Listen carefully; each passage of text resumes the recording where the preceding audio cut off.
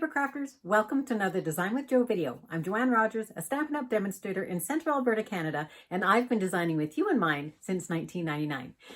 Today I have another crafty question for you, and the question is, what is hinge step stamping? You may have heard that term out there, but you're not quite sure what it is. Well, today I'm going to show you how you can use it to create a card like this. So let's get started.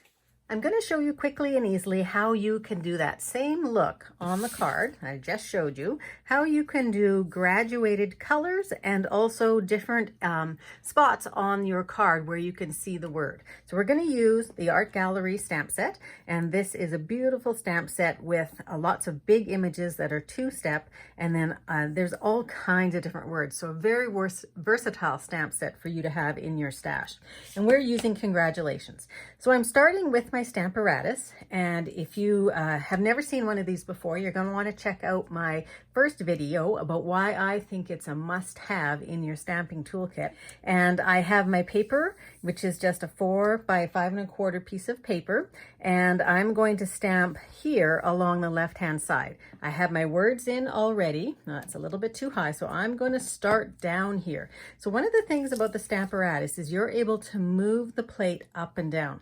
So I'm going to start down here, and I'm going to have my first congratulations go off to the left. And I'm going to use my Pool Party, which is in a Stampin' Spot. So you purchase these individually. They don't have any ink in them. They come in a pack of 5, and you put your own ink in them. And it's great because you don't get as much mess on your plate. So I've stamped it the first time. Now without re-inking, I'm going to go down 1 hinge, and I'm going to stamp it again.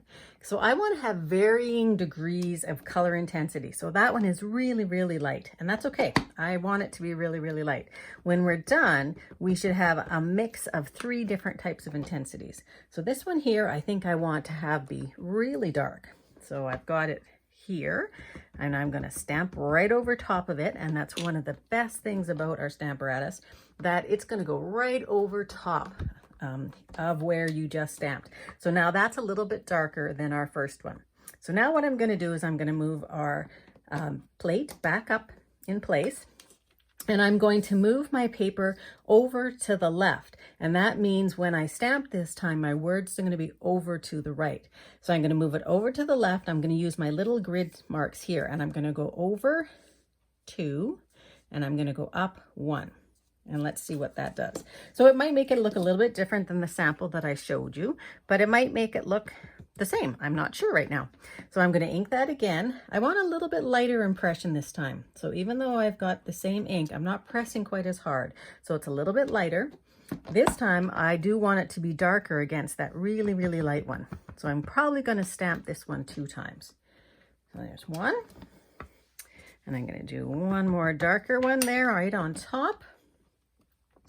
And hinge step stamping is really quite fun. And this time I'm not going to re-ink. I'm just going to stamp and see what I get. Again, a really, really light one, which is perfectly fine. So now what I'm going to do is I'm going to move right up to the top, and I'm also going to move it over just a little bit. So here it's graded a little bit. I think I want mine to start a little bit right here. So I'm going to move it over another 2. Maybe actually even a little bit more than 2. I'm making sure that I'm staying in alignment with my little squares.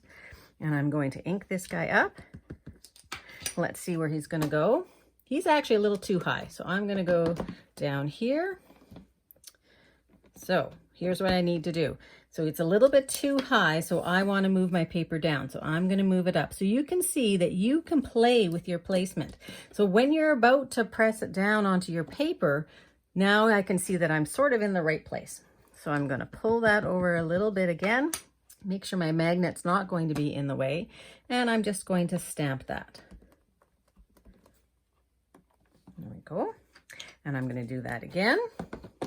So this is a great way to really emphasize the words that you want to send to somebody. I'm going to stamp that again fairly lightly. Now you can see there that I've missed the N and the G. So I'm going to ink it up again and just stamp that part. Now my magnet is sort of getting in the way there, so that could be the problem. That's a little bit better. And go down 1 more time.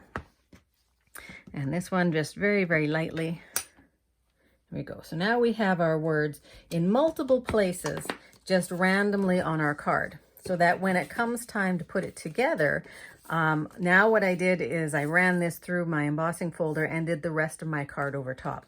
But that's exactly how you can do hinge step stamping. Think about moving your plate and moving your paper. I hope you found this information helpful, and if you did, please like this video and subscribe to my YouTube channel. And why not come on over and sign up for my newsletter? I send weekly tips and tricks all about how to make stamping easier and card making wonderfully fun for you. If you have a crafty question, please send it to me at joe@designwithjoe.ca. I'd love to answer it and feature it here. Thanks very much and have a great paper crafting day.